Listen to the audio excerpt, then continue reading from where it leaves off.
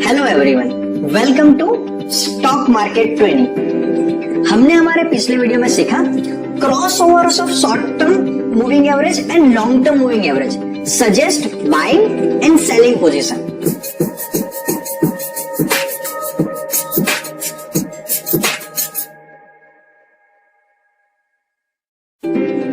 Our today's topic is technical analysis volume chart, in which we will cover what is volume chart, how can we use this tool to confirm our position, how to identify operator।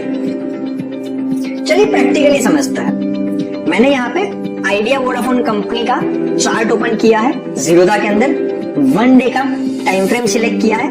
अगर मैं studies में जाऊंगा और यहाँ पे लिखूंगा volume chart, तो मुझे आ जाएगा वॉल्यूम चार्ट। अभी वॉल्यूम क्या होता है?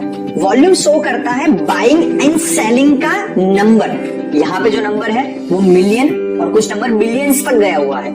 कितने नंबर ऑफ शेयर्स बाय और सेल हो रहे हैं ये शो करता है वॉल्यूम। नाउ वॉल्यूम क्यों समझना बहुत जरूरी है? जो प्राइस एक्शन है उसको कंफर्म करता है वॉल्यूम।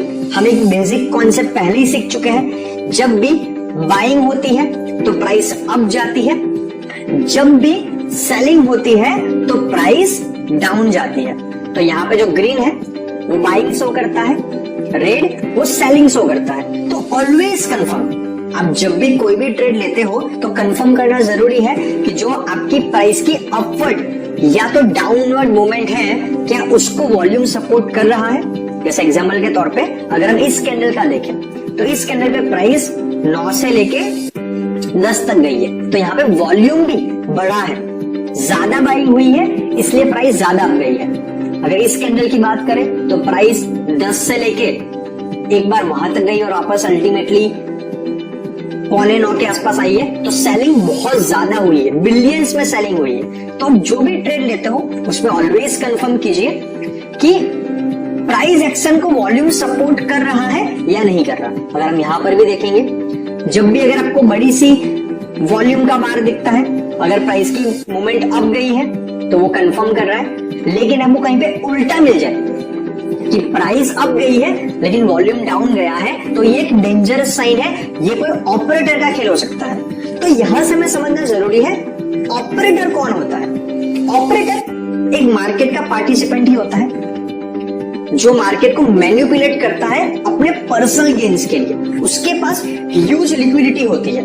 वो एक ब्रोकर हो सकता है, स्पेक्युलेटर हो सकता है, इनसाइडर भी हो सकता है। हर्षद मेहता ने जो फ्रॉड किया था वो फ्रॉड कुछ इसी तरीके से हुआ था। उसके पास इतनी सारी लिक्विडिटी थी कि वो जिस स्टॉक में करोड़ों अरबों रुपए के शेयर्स को बाय करेगा उस स्टॉक की प्राइस ऑटोमेटिक अप चली जाएगी। तो वो अपने पैसों के हिसाब से किसी भी स्टॉक को अपवर्ड या डाउनवर्ड लेके जा सकता है। अगर तो उसने बल्क में मिलियंस डॉलर में बाइंग कर ली तो स्टॉक की प्राइस अप जाएगी, उसका एक एक्सपेक्टेड प्रॉफिट आ गया, फिर उसका वहां पे सेलिंग कर ली तो प्राइस डाउन जाएगी। वैसे बहुत सारे स्कैम होने के बाद गवर्नमेंट ने, सेबी ने रूल्स को बहुत ज्यादा स्ट्रिक्ट कर लिया है कि जो ऑपरेटर उसे मैनिपुलेट ना कर पाए। लेकिन फिर भी छोटे मोटे ऑपरेटर्स, ब्रोकर इसको मैनिपुलेट कर सकते हैं और उससे रिटेल इन्वेस्टर जो हम लोग हैं उनका बहुत बड़ा नुकसान हो सकता है। तो हम कैसे आइडेंटिफाई करें कि ऑपरेटर जो अपने बेनिफिट के लिए, पर्सनल गेन के लिए मार्केट को मैनिपुलेट कर रहा है, ये समझना बहुत जरूरी है। पहले वो करता क्या है, वो धीरे से किसी को भी पता नहीं चले वैसे ही मार्केट में एंटर कर लेता है। पीछे कुछ भी ट्रेस वो नहीं छोड़ता है और वो मेक श्योर करता है कि प्राइस में ज्यादा मूवमेंट ना आए। एग्जाम्पल के तौर पे मान लीजिए आपको कभी ऐसा वॉल्यूम का बार मिल जाए इस तरीके से, जहां पे बाइंग बहुत ज्यादा हुई है लेकिन प्राइस इतनी नहीं बढ़ी है, तो समझ लीजिए वहां पे कोई बड़ा ऑपरेटर एंटर कर चुका है। नाउ उसने बाइंग ऑलरेडी कर ली है लो प्राइस के ऊपर, कोई अंदर से न्यूज आने वाली होगी या तो कोई इनसाइडर डीलिंग होने वाली होगी। जैसे ही न्यूज बाहर आएगी तब हम जैसे रिटेल इन्वेस्टर बाइंग करेंगे, लेकिन ऑलरेडी ऑपरेटर तो सस्ते प्राइस पे उसे बाई कर चुका है। नाउ रिटेल इन्वेस्टर आएंगे, वो न्यूज पे रिएक्ट करेंगे, मैसिव बाइंग करेंगे, प्राइस अब जाएगी अब जाएगी अब जाएगी, कुछ प्रॉफिट देख के बाकी रिटेल इन्वेस्टर भी आएंगे। 5-6 दिनों से उस स्टॉक की प्राइस अब जा रही है तो उनको लग रहा है कि हम कहीं पीछे ना छूट जाए, उनको फोमो आ जाता है, फियर ऑफ मूविंग आउट, जो स्टॉक मार्केट में लॉस करने का बहुत ही एक मेजर रीजन होता है कि लोग प्रॉफिट कमा रहे हैं, मैं पीछे ना रह जाऊं। तो लोगों को लोगों की देखा देखी में वो भी मार्केट में एंटर हो जाता है एंड प्राइस अब जाती है, कुछ समय तक अब जाती है एंड ऑपरेटर जिनका एक्सपेक्टेड प्रॉफिट हो चुका होता है वो बल्क में सेलिंग करते हैं और अचानक से प्राइस नीचे गिर जाती है। किसी को पता नहीं चलता कि प्राइस क्यों गिरी। रिटेल इन्वेस्टर तो जैसे अभी एंटर हुए हैं लेकिन वहां से प्राइस बहुत डाउन गिर जाती है और मरता है हम जैसे रिटेल इन्वेस्टर्स। इसीलिए ब्लू चिप स्टॉक्स में इन्वेस्ट करना बहुत जरूरी है, बिकॉज ब्लू चिप स्टॉक्स में स्टॉक की लिक्विडिटी मिलियंस में होती है। तो किसी भी ऑपरेटर के लिए उस स्टॉक को मैनिपुलेट करना नेक्स्ट टू इम्पॉसिबल होता है। लेकिन कुछ पेनी स्टॉक्स जिसकी वैल्यू 1 रुपए के आसपास होती है, पैसे में होती है या 10 रुपए के आसपास होती है, उस स्टॉक्स को मैनिपुलेट करना बहुत ज्यादा इजी होता है क्योंकि उस स्टॉक्स के अंदर शेयर्स ही बहुत कम होता है, मिलियंस में शेयर्स होता है, शेयर की प्राइस भी बहुत डाउन होती है। तो डेफिनेटली कुछ ब्रोकर्स उस प्राइस को बहुत इजीली मैनिपुलेट कर सकते हैं। वो ज्यादा सारे के सारे शेयर्स बाई कर लेंगे, फिर रिटेल इन्वेस्टर वहां पे एंटर होंगे, प्राइस अप जाएगी, वैसे ही वहां पे सेलिंग करेंगे और प्राइस डाउन आ जाएगी।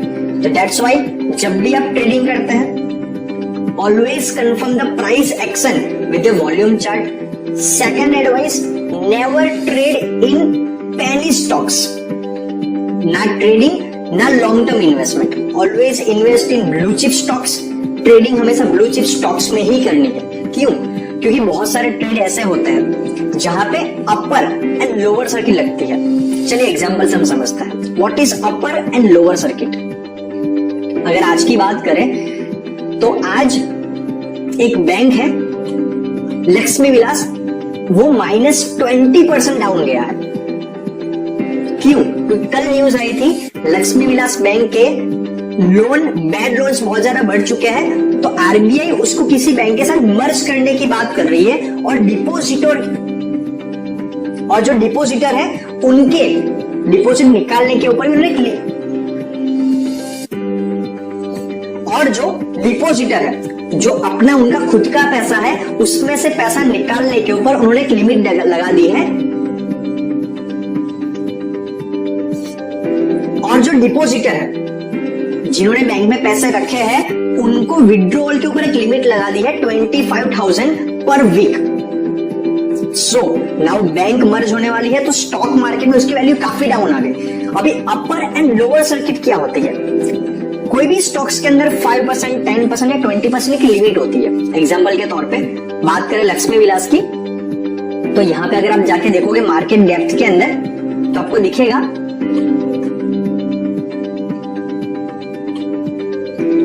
कि इस स्टॉक की लोअर सर्किट थी 12.45 और मार्केट ओपनिंग प्राइस के ऊपर हुआ। सर्किट का मतलब क्या होता है कि या तो ज्यादा क्वांटिटी में बाइंग हो जाती है या ज्यादा क्वांटिटी में सेलिंग हो जाती है। तो सेबी ने एक रूल कर लिया है कि 5, 10, 15, 20% हर स्टॉक की अलग अलग लिमिट होती है। अगर तो प्राइस एक दिन में इतना मूवमेंट कर लेता है फिर कुछ समय के लिए ट्रेडिंग बंद हो जाती है, ट्रेडिंग हो ही नहीं पाती है। आपके पास स्टॉक है तो आप ना उसे सेल कर सकते हो ना नए स्टॉक को बाय कर सकते हो। ये होता है ऑपरेटर्स से बचने के लिए या फिर किसी भी स्टॉक की वैल्यू एक दिन में बहुत ज्यादा क्रैश करने से बचाने के लिए। तो यहाँ पे अगर हम देखेंगे तो लक्ष्मी विलास बैंक का जो स्टॉक है वो ओपन ही 1245 के ऊपर हुआ। अगर हम इसके चार्ट को देखेंगे तो आपको ज्यादा आइडिया आएगा। अगर हम चार्ट को देखें, अगर मैं 15 मिनट का सिलेक्ट करूं तो आप यहाँ पे देख पा रहे होंगे प्राइस कल के दिन में थी अप्रोक्सीमेटली 15.50 के आसपास और आज के दिन में इतनी जबरदस्त सेलिंग हुई है कि वो उसकी प्राइस आ गई 12.45 और आपको यहाँ पे से डॉट दिख रही है ट्रेडिंग के अंदर। मतलब कि ट्रेडिंग हो ही नहीं पाई पूरे दिन में, ना तो ये स्टॉक बेच पाए ना तो उसे बाय कर पाए। इसे कहते हैं सर्किट लगना। अगर दूसरा एग्जांपल लेके चले, जब भी आपको चार्ट के अंदर एक डॉट दिख जाती है, लाइन दिख जाती है, तो समझ लेना उस पर सर्किट लगी है। ये जैसे हम बात करें यस बैंक की, अगर हम 1 डे की कैंडल लेके चले तो यहाँ पे जैसा आपको ये सिर्फ लाइन दिख रही है, ये लाइन शो करती है कि इस पूरे दिन में ट्रेडिंग हुआ ही नहीं है। या तो अपर सर्किट लगी है या तो लोअर सर्किट लगी है। यहाँ पे लगी है लोअर सर्किट। तो सर्किट्स जब भी लगती है, सर्किट कौन से स्टॉक में लग सकती है? जो स्टॉक एक्चुअली बहुत वीक हो चुका होता है। जनरली ब्लू चिप स्टॉक्स में सर्किट लगना नेक्स्ट टू इम्पॉसिबल ही होता है। तो डेफिनेटली आप ऐसे ही स्टॉक्स में ट्रेड कीजिए कि जहां पे सर्किट ना लग पाए, क्योंकि अगर सर्किट लग गई तो आपकी आंखों के सामने आपका लॉस हो रहा है, फिर भी आप ट्रेडिंग ही नहीं कर पाओगे, वहां से एग्जिट ही नहीं कर पाओगे। तो always confirm price action with the volume chart and always trade in blue chip stocks. तो आज के वीडियो के अंदर हमने सीखा always confirm price action with volume chart. आज के वीडियो में इतना ही, मिलते हैं नेक्स्ट वीडियो में। Thank you very much.